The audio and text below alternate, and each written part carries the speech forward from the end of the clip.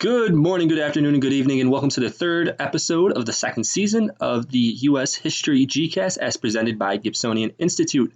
Today we're going to be looking at nuclear proliferation as well as brinkmanship and the domino theory. So a lot of concepts we're going to go through, but we won't go into too many details as I'll leave that for when you get into a high school setting to really dig deeper on these topics.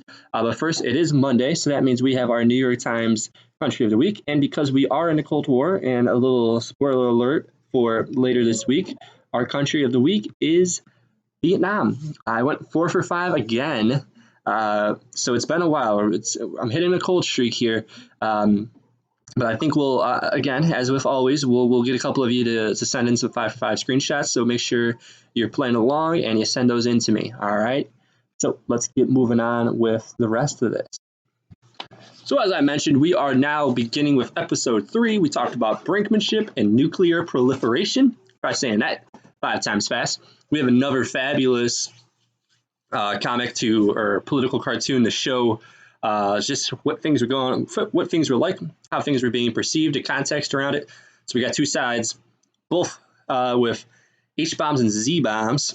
Z being a play on the idea that it started with the atomic bomb, and an H is the hydrogen bomb, and then eventually we're going to have a Y bomb and a Z bomb. And the signs on both of these say on no account to be used because the enemy might retaliate. So they're both agreeing that they're not going to use them, but they have a ton of them, and they're just firing meaningless arrows at each other, right? If you have H bombs and Z bombs, the arrows aren't going to do anything, right? So just showing that they have all this weaponry, and they don't want to use it on each other, but they might use it on each other. So it's a little bit of a time period of turmoil, a little unease. Okay. Now we have our objectives. Happy to announce that the next couple of days we're going to be really making a partnership with Mr. H. So some collaborative connections to the ELA content. Really excited for that stuff. It's be some pretty good stuff. So you'll be getting a little bit about ELA in the context of the book you should be reading in here. And then also Mr. H is going to go into more details about what was it like living there and all this craziness.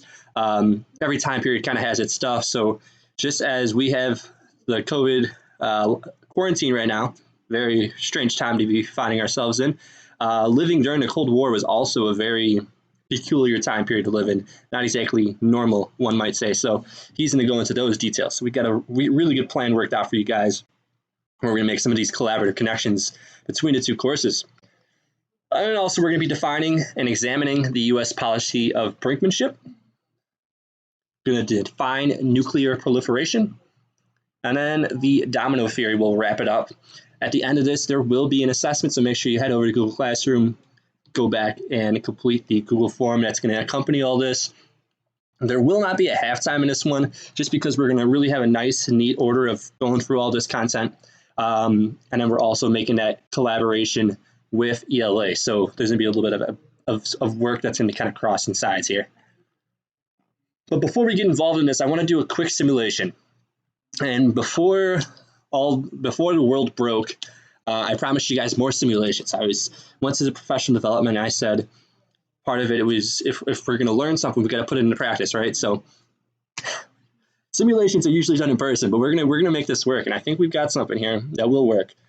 So the way it normally works is I split the class in half, and I give half this class. I give everyone in the whole room candy, and then between the two sides, you decide: do you want to stay as is, where everyone has candy, or do you declare war on the other side and want to steal their candy? Both sides decide to take each other's candy. No one gets candy. If you both agree to keep the candy, then it stays as is. Or if one side says stay with the candy and the other side says take the candy, they would take the other side's candy. All right, so it's kind of like a little bit of game theory is what that's known as. So what we're going to do here, I don't have candy to offer you. I can't virtually give you candy. So what I can do is give you this following scenario where the result may end in extra credit. So each period will be asked to vote on the following scenario. You have 2 options to receive extra credit. Your first option, your class only receives the extra credit. All right, so I'm going to give you the question. How do you respond to the scenario? And you'll vote on Google Classroom. So the first option is only my class gets it, and that way 3 points per student. That's the way the points are going to break down. Or you can vote to share all the extra credit with all the classes, and everyone's going to get just 1 point. So we're going to tally this up. If the majority of 2 classes vote to share and 1 class votes to only receive with their class, then those 2 classes will get nothing. The 1 class will get 3, and vice versa. All right. So we need 2/3 majority, and that's how we'll decide. So 2/3 decide to share, then we'll share. 2/3 decide, 1/3, I suppose, decides to take, then we'll do it that way. So here's our simulation. You will not be able to see how the class votes until I release the tally, so there's no leaks. All right, no one's going to find out how this is going. All right, let's move on to the exciting ELA collaboration here. We're going to look at William Golding. He's the author, as you should know, of Lord of the Flies. All right, and a little bit of background about William Golding. He served in the British Navy and took part in the D-Day invasion, so he gets a chance and a perspective that's really unique. He sees the worst in humanity, right? So many things that happened during World War II, but specifically D-Day invasions, notoriously high casualty rate. So he sees just how bad war can be and just how bad people can treat other people. And he sees what happens after the war, and we're going to get to this in a minute, that they split into 2 sides. And things just kind of escalate from there. So Lord of the Flies has a historical context, right? So he's writing this novel during the Cold War. So there's a lot of connections to be made during the Cold War. Specifically, this allegory that you're going to see of rising tensions between 2 sides that don't trust each other, all right? So we got the 2 main characters that are really splitting the groups in half. There's going to be the 2 main groups, and they're going to be diametrically opposed. They are idealistically opposites, and they feel threatened by the other. So there's these 2 distinct groups, and if you put that into context, of course, of excuse me, in the Cold War, we see 2 sides, right? We got the United States and the Soviet Union that don't trust each other, that are starting to elevate the level of weapons they have behind them, and the tensions get higher and higher. So it really kind of shows the uneasiness, but also how close it gets to war and to blows, if you will, between the 2 sides. So this is a perfect way to lead us into the idea of brinkmanship and nuclear proliferation, right? So the idea that this book is being written during the Cold War, and that it shows it kind of makes these parallel connections between 2 sides being opposed in the book, but also the 2 sides being opposed during the Cold War, and how things will escalate and get out of hand, or could possibly get out of hand. All right, so we're going to move on to brinkmanship here. This is the U.S. foreign policy under President Eisenhower. Eisenhower gets elected. America loves a great general, and he's the general during World War II, wins World War II. That's a surefire way to get yourself into the White House. So similar to the ones before him, notably Washington, right? Andrew Jackson being in the military as well. A lot of military heroes find their way into the White House. Zachary Taylor, I believe, as well. Spanish-American War. Now, moving on to the foreign policy here.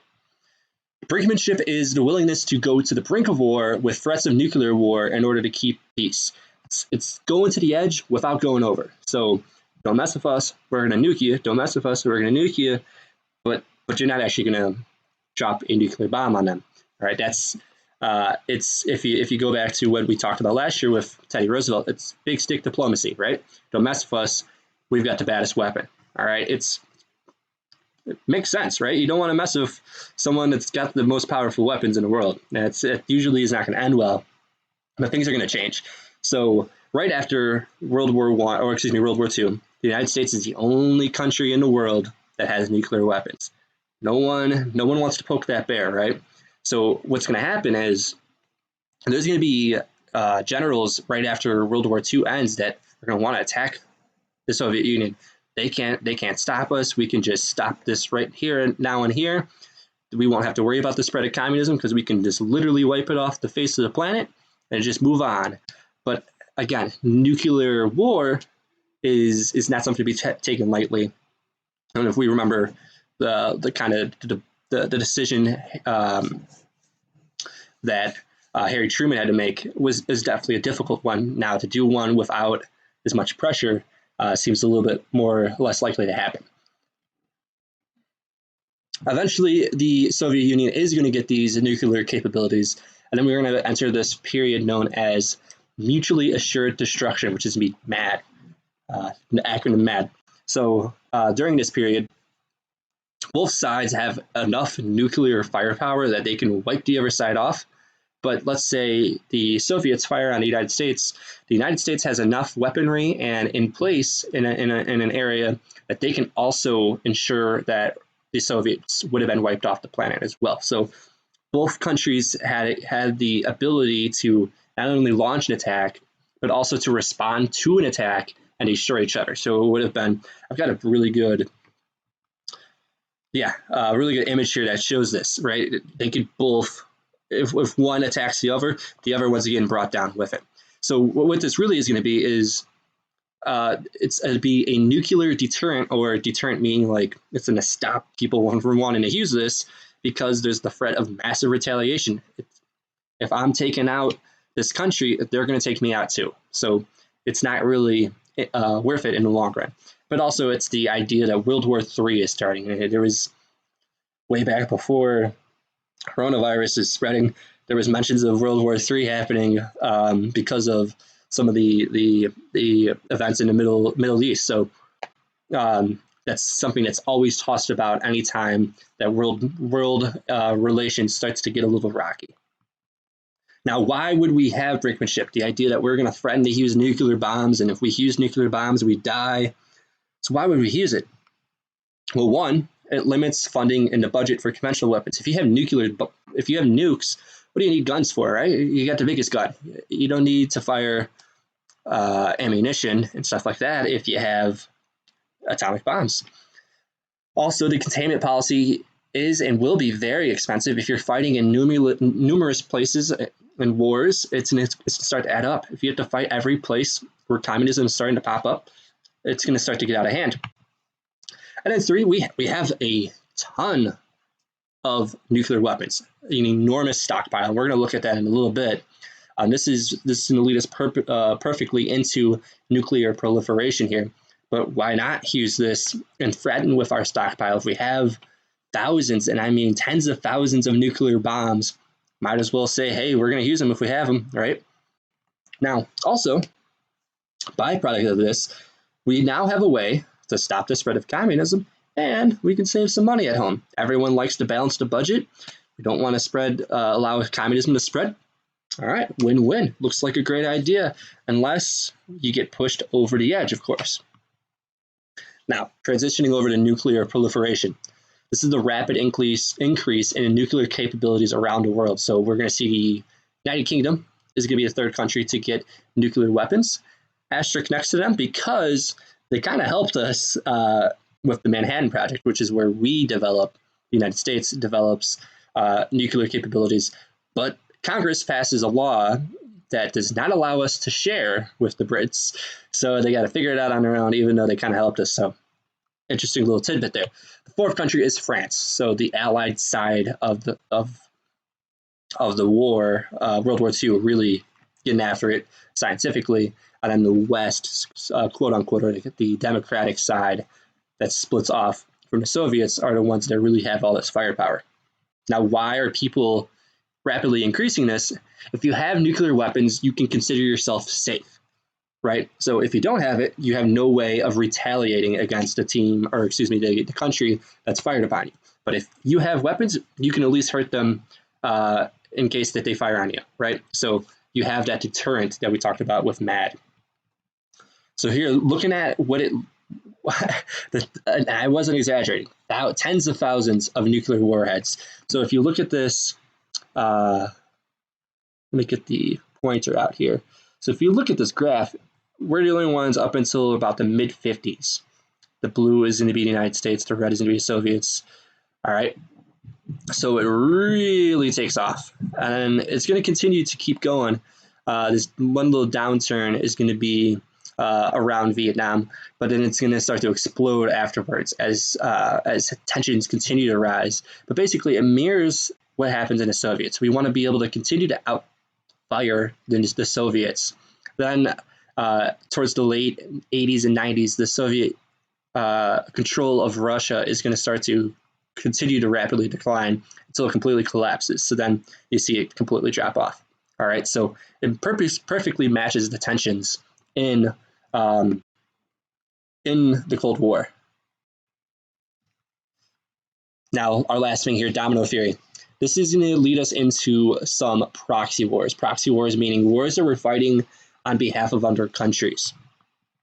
We'll get into that on Wednesday a little bit more detail, but the idea that if one nation falls to communism, many are going to follow. This cartoon with Uncle Sam does a perfect job. You see that it says Eastern Europe, China, both falling, North Korea, North Vietnam, South Vietnam, all of a sudden, all of the Southeast Asia is communist, and then you have a whole portion of the world, not just a couple countries. So it's that fear that if one falls, they all fall. So we got to keep up as many dominoes as possible. And this is also going to support the policy of containment, because if we stop it from spreading, the dominoes won't fall. All right, so that's going to wrap up what we got today. Make sure you go back to Google Classroom, you take the assessment. If you have any questions, please email me, or you can join us for office hours from 12:30 to 1. The link will be posted as always. Other than that, I hope you have a great rest of your day, and see you around.